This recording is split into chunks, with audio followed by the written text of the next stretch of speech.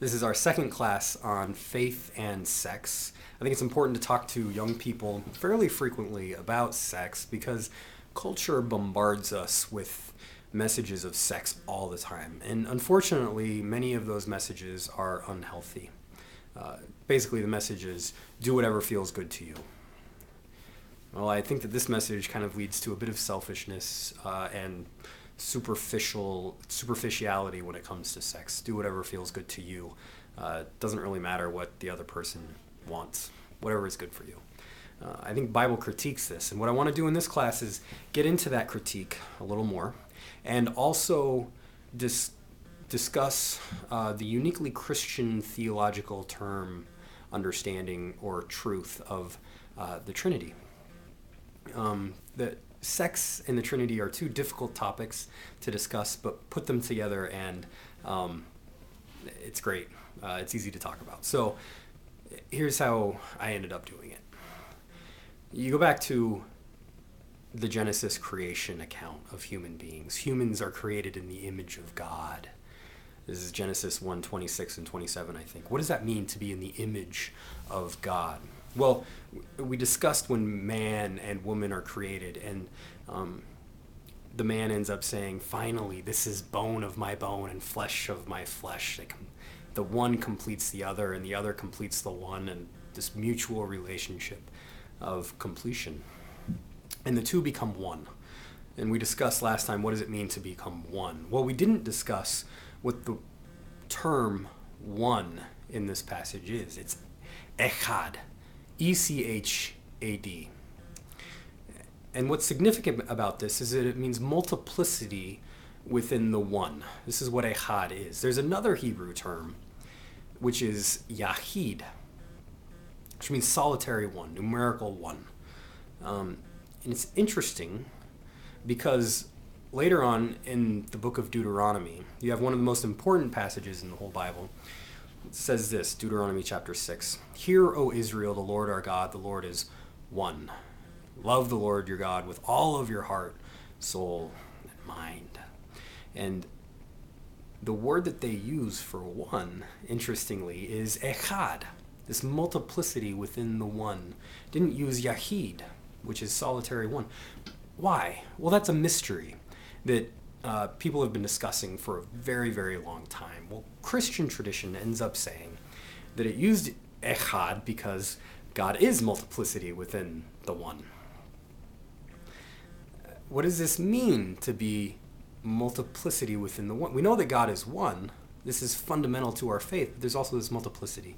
Well, they end up saying that God is Trinity. God is three in one. And it's true that the word Trinity doesn't exist in the Bible, but the concept gets fleshed out in the Bible. Jesus ends up saying, baptize in the name of the Father, Son, and the Holy Spirit. This is in Matthew 28. And early Christians end up looking back on this and thinking, God is one. God is multiplicity within the one. God is Father, Son, and Holy Spirit. And they end up using the term Trinity, which means three. And God is three in one. Echad. And what does this mean? How does this work out? Well, they end up using a word, Greek word, beautiful word, parachoresis. Para means around, and choresis means dance. We get our word choreography from choresis. God is in this eternal dance. God is dancing around, and this should begin to challenge our views of who God is. We often think of God as this tyrant, this parent-tyrant figure who's looking over our shoulder, demanding we act in certain ways, or getting angry and punishing us. Well, parachoresis is different. Parachoresis is this eternal dance of joy. They end up using a term that means interpenetration. The three interpenetrate one another so that they are something like this Hebrew term echad. The three are one. Distinctly three, but they are echad, together, interpenetrating, eternally interpenetrating one another. And this you begin to see fits well with a discussion about sex. Sex is a divine act. It is full of significance, full of meaning. God invites us into this act of what it means for God to be God, this inner penetration, this perichoresis, this dance of joy with another. And perichoresis is much more than sex. It's how you treat people you're not in a sexual relationship with, too. But when you're in a sexual relationship with someone, it's a divine act meant for this commitment with another. And unfortunately, this can be broken. You see this in the Bible, how we break this. You see this in Adam and Eve, where once they give everything they are to the other, and then they break it, they end up sinning.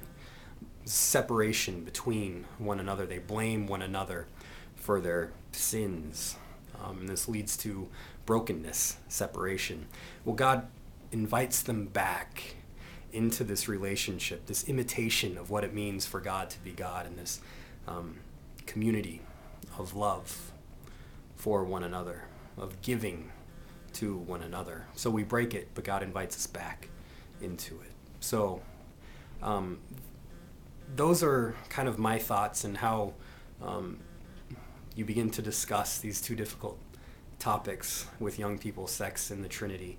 I think that they're both very significant for our world today. If we lived into this image, the world would look radically different.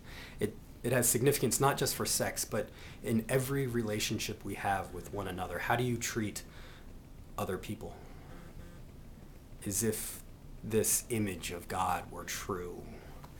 I think the world would look radically different. So those are my thoughts. I'd love to hear what you think. Bye-bye.